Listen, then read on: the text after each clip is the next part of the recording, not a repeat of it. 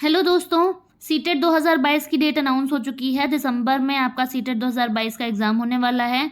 इसके लिए आपको कुछ किताबों की ज़रूरत पड़ेगी, तो मैं आपको यहाँ पे सजेस्ट करती हूँ चक्षु की बुक।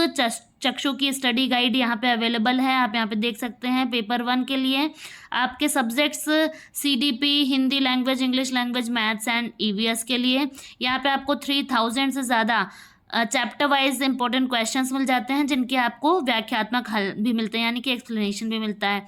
4 शॉर्ट पेपर्स आपको यहाँ पे मिल जाएंगे और इसका जो पैटर्न है वो लेटेस्ट पैटर्न पर बेस्ड है, एनसीईआरटी पुस्तकों पे आधारित। चक्षु पब्लिकेशंस का प्रैक्टिस सेट भी आता है। सीटेट पेपर 1 के लिए आप यहाँ पे देख सकते हैं, कुछ इस तरीके से कवर पेज होगा। ये किताबें आपको ऑनलाइन अमेजॉन फ्लिपकार्ट पे अवेलेबल हो जाएंगे और ऑफलाइन मार्केट से भी जाके आप इन्हें परचेज कर सकते हैं। सीटेट 2022 के एग्ज़ाम की प्रिपरेशन बहुत अच्छी तरीके से हो जाएगी। Welcome to my channel.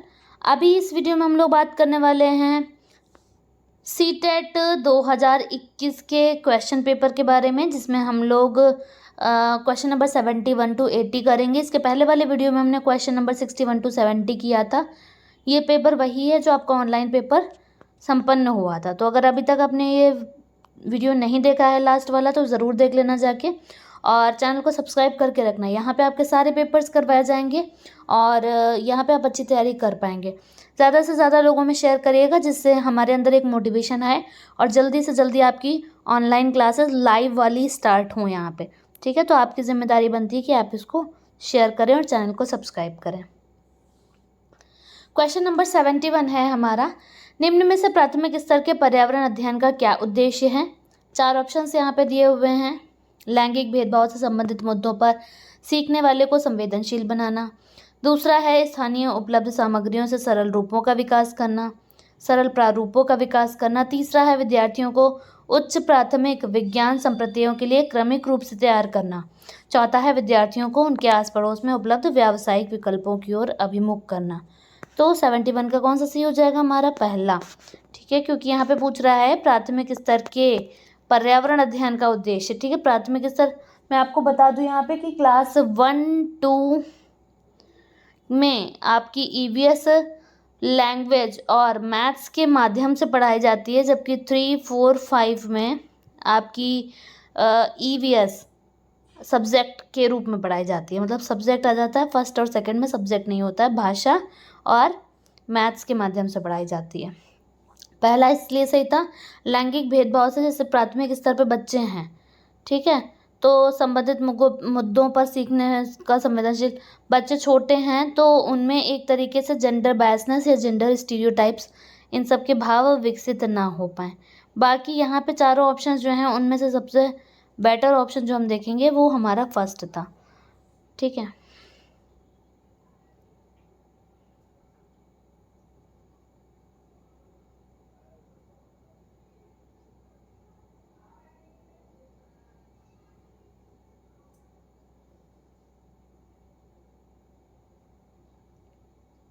प्राथमिक स्तर पर उपलब्ध सामग्रियों के प्रारूपों का विकास करना कोई उद्देश्य नहीं है। ठीक है, यहाँ पे अगर बात करें उच्च प्राथमिक, पहले बच्चे प्राथमिक स्तर पर हैं तो उस स्तर पर उनको हमें डेवलप करना है। नेक्स्ट क्या, आस पड़ोस में उपलब्ध व्यावसायिक, तो प्राथमिक स्तर पर बच्चों के अंदर एक समझ विकसित करनी होती है हर एक पर्टिकुलर टॉपिक के बारे में, तुरंत ही उनको व्यावसायिक विकल्पों की ओर उन्मुख नहीं करना चाहिए। ठीक है, जब पैसे या व्यवसाय का भाव मन में आ जाता है तो बच्चे पढ़ाई से बहुत दूर हो जाते हैं। क्वेश्चन नंबर 72, प्राथमिक कक्षाओं का पर्यावरण अध्ययन वह विषय क्षेत्र है जिसमें एकीकरण है। आपके लिए सारी प्लेलिस्ट बना दी गई, प्लेलिस्ट में जाइएगा। सीडीपी का भी पूरा पेपर मैंने 2021 वाला करवा दिया है, जो ऑनलाइन हुआ था, वो वाला भी आप देख लीजिएगा जाके। और प्लेलिस्ट आपकी सीडीपी की क्लासेस स्टार्ट हो चुकी हैं, ईवीएस की क्लासेस स्टार्ट हो चुकी हैं। सीटेट स्पेसिफिक चैनल है ये, आप ज़रूर से चैनल को सब्सक्राइब करके रखें। और हमारा टेलीग्राम चैनल है प्रगति पथ टीचर्स, उसको ज़रूर से ज्वाइन करें। डिस्क्रिप्शन बॉक्स में मैं आपको उसका लिंक दे दूँगी। इन केस लिंक नहीं वर्क करता है तो आप सर्च कर सकते हैं प्रगति पथ टीचर्स। वहाँ पे आपको कई सारे पीडीएफ्स एंड सारे हैंड रिटन नोट्स वगैरह भी वहाँ पे आपको मिलते रहते हैं। प्राथमिक कक्षाओं का पर्यावरण अध्ययन वह विषय क्षेत्र है जिसमें एकीकरण है। पहला ऑप्शन है विज्ञान एवं पर्यावरणीय शिक्षा के संप्रत्ययों एवं मुद्दों एकीकरण है, मतलब मुद्दों का एकीकरण है, ठीक है। नेक्स्ट है सामाजिक विज्ञान के संप्रत्ययों एवं मुद्दों का एकीकरण है। तीसरा है विज्ञान और सामाजिक विज्ञान के संप्रत्ययों और मुद्दों का एकीकरण है। चौथा है विज्ञान सामाजिक विज्ञान पर्यावरणीय शिक्षा के संप्रत्ययों एवं मुद्दों का एकीकरण है। 72 क्वेश्चन का हमारा सही ऑप्शन हो जाता है यहाँ पे डी। देखो मैंने आपको बताया पिछले क्वेश्चन में क्लास 1-2 में हिंदी या फिर किसी भी लैंग्वेज, ठीक है, मान लो जिस क्षेत्र में जो लैंग्वेज चली उस लैंग्वेज और मैथ्स के माध्यम से ईवीएस की शिक्षा दी जाती है। 3, 4, 5 में पर्यावरणीय शिक्षा का आपका अलग हो जाता है एक सब्जेक्ट। इसके बाद अगर बात करते हैं पर्यावरण अध्ययन जो होता है, इसमें आपका जब आगे और भी बढ़ता है बच्चा तो फिर सोशल साइंस और इन पर्यावरणीय शिक्षा इन सब में क्या आपका अलग अलग सब्जेक्ट हो जाता है।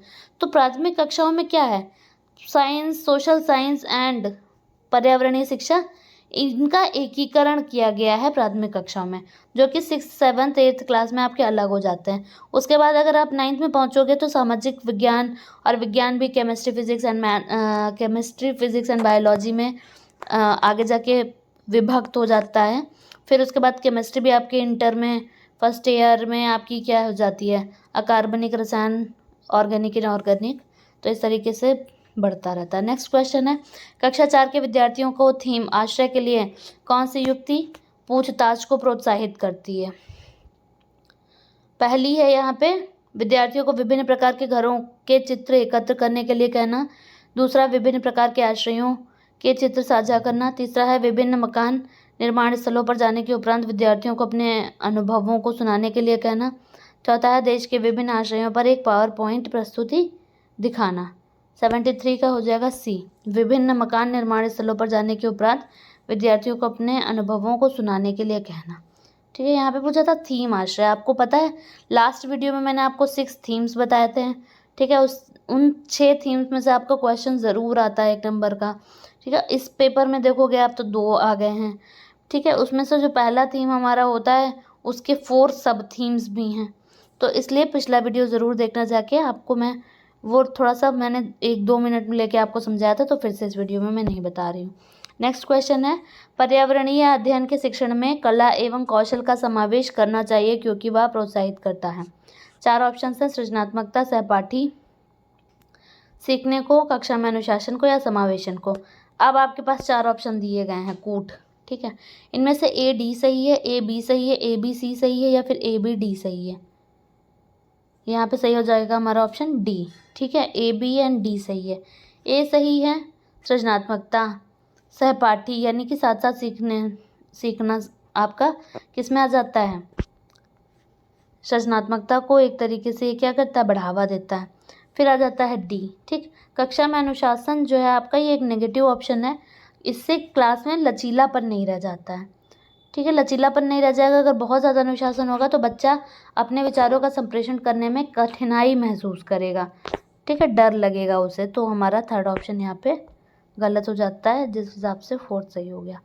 नेक्स्ट क्वेश्चन है 75 अपनी कक्षा 4 के पर्यावरण अध्ययन के विद्यार्थियों के रचनात्मक आकलन के लिए उपर्युक्त कार्य का चुनाव कीजिए। पहला है तैरने और डूबने के पाठ पर प्रश्न उत्तर लिखना। दूसरा है डूबने और तैरने की प्रक्रिया का अवलोकन करने के लिए क्रियाकलाप करना।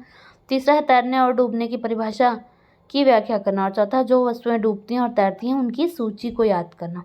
क्वेश्चन नंबर 75 में बी सही हो जाएगा। पूछा क्या है यहाँ पर, विद्यार्थियों के रचनात्मक आकलन के लिए। रचनात्मक आकलन जो होता है क्लास 4th की बात हो रही है, उसे हम कहते हैं एक तरीके से जिसमें आपकी डाइवर्जेंट थिंकिंग का यूज़ हो रहा हो। ठीक है, और क्या चीज़ होती है ये इसे हम कहते हैं असेसमेंट फॉर लर्निंग। रचनात्मक आकलन सीसी के अंतर्गत आ जाते हैं योगात्मक आकलन और रचनात्मक आकलन। ठीक है, योगात्मक आकलन जो होता है उसको कहते हैं समेटिव असेसमेंट, वो आपका जजमेंटल होता है। जैसे कि आप क्लास में कोई रैंक हासिल करते हो, वो हमारा आ जाता है योगात्मक आकलन के अंदर। रचनात्मक आकलन में वो चीज़ें आती हैं जैसे कि आपको घुमा फिरा के समझाया जा रहा है, प्रदर्शनी दिखाई जा रही है, उसके थ्रू समझाया जा रहा है, जहाँ पे कोई जजमेंट नहीं होता, सिर्फ सीखने के लिए होता है वो चीज़, उसे रचनात्मक आकलन कहते हैं। तो ये 2 प्रकार के आकलन आ जाते हैं सीसी यानी कि समग्र एवं व्यापक मूल्यांकन के अंतर्गत। आपके कोई भी क्वेश्चन हो तो कमेंट बॉक्स में पुट अप करिएगा। कोई सब्जेक्ट्स या जिन पे आप क्लासेस चाहते हैं हमें ज़रूर से बताइएगा। बेसिक क्लासेस आपको लेनी है, DLED B.Ed के स्टूडेंट हैं तो हमारे दूसरे चैनल DLED B.Ed अकेडमी को सब्सक्राइब करिएगा, DLED B.Ed अकेडमी।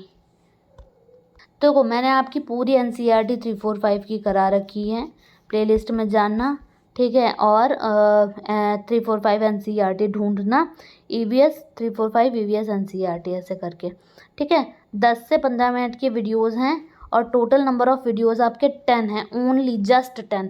उनमें पूरी NCERT आपकी 345 की कवर है। ये सब क्वेश्चंस एकदम हलवा हैं। सीटेट में 20+ मार्क्स का पूछा जाता है आपके NCERT से, तो ज़रूर से देख लेना जाके। अब नारियल डली के साथ टैपियोका जो है वो कहाँ खाया जाता है अगर बात करें तो, ठीक है, केरला। सरसों के तेल में पकी मछली कश्मीर का भोजन है। नारियल के तेल में पकी मछली जो है ये गोवा का भोजन है। देन हमारा ऑप्शन यहाँ पे डी सही हो जाएगा। फर्स्ट का ई, सेकंड का बी, थर्ड का डी एंड फोर्थ का ए।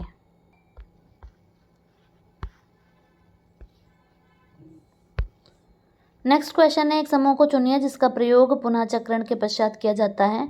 पहला है पॉलीथीन बैग, कागज, बैटरी, मोबाइल फ़ोन। दूसरा है यहाँ पर चादरें, समाचार पत्र, प्लास्टिक बॉटल, बैटरी। नेक्स्ट है लोहे की कीलें, कांच की बॉटल, स्टील मग, गत्ते का डिब्बा। फिर है चमड़े का बैग, लकड़ी की मेज, प्लास्टिक फूलदान, चादरें। सही जवाब हमारा सही हो जाता है पुनः चक्रण करने के पश्चात, यानी कि रिसाइकलिंग की जा सकती है जिनकी। यहाँ पे हम देखें अगर तो पॉलीथीन बैग्स भी रिसाइकिल किए जा सकते हैं, कागज़ भी, ठीक है। बैटरी, मोबाइल भी काफ़ी हद तक रिसाइकिल किया जा सकता है, बट बेस्ट ऑप्शन सी है क्योंकि लोहे की कीलें मेल्ट डाउन करके नई चीज़ बनाई जा सकती है, ग्लास को मेल्ट डाउन करके नई चीज़ बनाई जा सकती है, स्टील मग को भी और गत्ते को भी, ठीक है। तो इस वजह से ये 100% रिसाइकिल करी जा सकती हैं, पुनः चक्रण किया जा सकता है। क्वेश्चन नंबर 78, निम्नलिखित में से सही कथन चुनिए। कोई वयस्क हाथी एक दिन में 2 कुंटल से भी ज़्यादा 220 किलोग्राम हरे पत्ते झाड़ियाँ खा लेता है। बी है अत्यधिक भार होने के कारण, यहाँ पे क्या है, अत्यधिक भार होने के कारण ये हाथ आराम करना पसंद करते हैं, यहाँ तक कि 3 महीने की आयु का हाथी का बच्चा, इसका भार 200 किलोग्राम होता है। अधिकांश हाथी एक दिन में 9 से 10 घंटे सोते हैं। तो देखिए वयस्क हाथी एक दिन में 1 किलो से भी अधिक पत्तियां खा सकता है, ठीक है। और 3 महीने की आयु के बच्चे का भार 200 किलोग्राम होता है, बिल्कुल सही है ये वाला। अत्यधिक भार होने के कारण हाथी आराम नहीं करते हैं, सिर्फ 2 से 5 घंटे सोते हैं, ठीक। यहाँ पे 100 किलोग्राम था और 9 से 10 घंटे सोते हैं, तो भाई मैंने बता दिया 2 से 5 घंटे सोते हैं। और बिल्कुल भी आराम नहीं करना पसंद करते हैं, वो काफ़ी कम सोते हैं। तो हमारा थर्ड वाला सही था। ये पूरा NCERT में आया आपका, फोर्थ वाली मैंने कराई है, जाके देख लेना। किसी सभा में अपना परिचय देते हुए छात्र के कथन पर विचार कीजिए। मैं जिस जगह से आया हूँ वहाँ के लोग सरसों के तेल में पकी मछली खाना पसंद करते हैं। ये छात्र किस गांव से आया हो सकता है? अभी हमने क्वेश्चन किया था, ये वाला मिलान वाले में था, सरसों के तेल में पकी मछली कहाँ का व्यंजन है? सही हो जाएगा क्या यहाँ पे? कश्मीर का, ठीक है। वही नारियल के तेल में होता तो कहाँ का हो जाता? गोवा का। नेक्स्ट है किसी छात्र द्वारा नीचे दिए गए कथन पर विचार कीजिए। मैं जिस क्षेत्र से आया हूँ बारिश बहुत कम होती है, गर्मी बहुत पड़ती है, मिट्टी के बने घर होते हैं, दीवारें काफ़ी मोटी होती हैं, मिट्टी से ही पोतकर इन्हें सुंदर बनाया जाता है, घरों में छतें काफ़ी कटीली झाड़ियों से मिलकर बनी होती हैं। तो ये बच्चा कहाँ से आया है? ठीक, लद्दाख, असम, राजस्थान, उत्तर प्रदेश। सी से आया है, राजस्थान से, ठीक है। लद्दाख में घर जो होते हैं वो पत्थर के बने होते हैं और असम में इस तरीके के बने होते हैं कि बांस, 2 से 3 मीटर तक बांस लगाया जाता है। ये सारी मैंने आपको NCERT में करवाया है। इसके ऊपर वाला क्वेश्चन भी NCERT का ही है, ठीक है। 3rd 4th 5th की NCERT 10 वीडियोज़ में कंप्लीट करवाई है। प्लेलिस्ट में जाइएगा और उन्हें ज़रूर देखिएगा।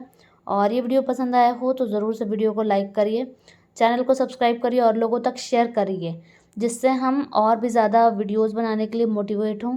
अगर आप लाइव क्लासेस करना चाहते हैं तो ज़रूर से कमेंट बॉक्स में मुझे बताएं, जिससे मैं लाइव क्लासेस जल्द से जल्द अरेंज कर सकूं।